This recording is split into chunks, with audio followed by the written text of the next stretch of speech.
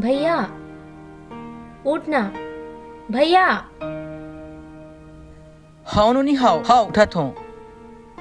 भैया जल्दी तैयार हो जाना, मंदिर जाबो। हाँ नोनी, होवत हूँ।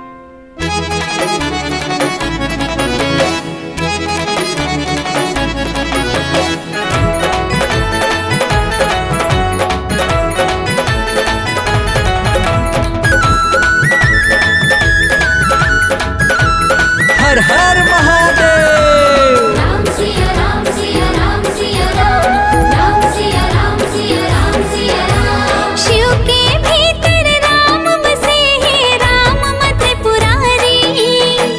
शिव के भीतर राम बसे हैं, राम मत पुरारी।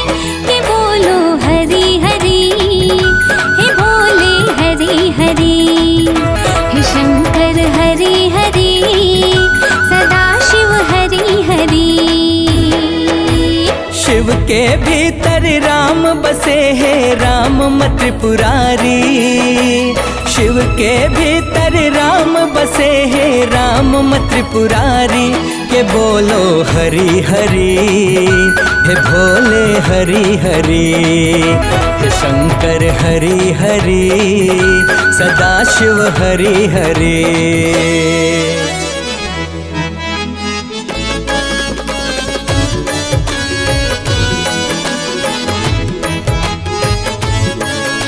जय जय शिव शंभू।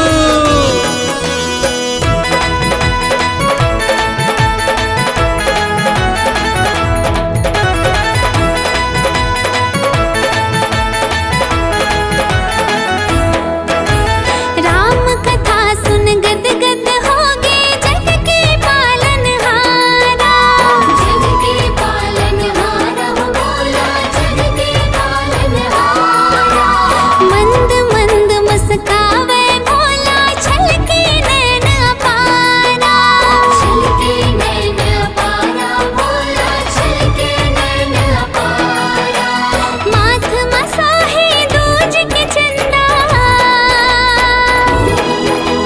माथ मसाहे दूज के चंदा। गंग जटाधारी, के बोलो हरि हरि, हे भोले हरि हरि।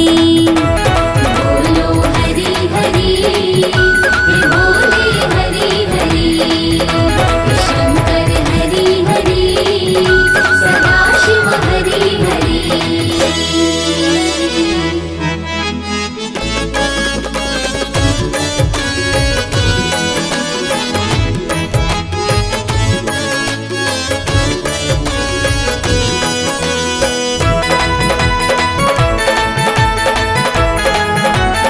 हरि बोल।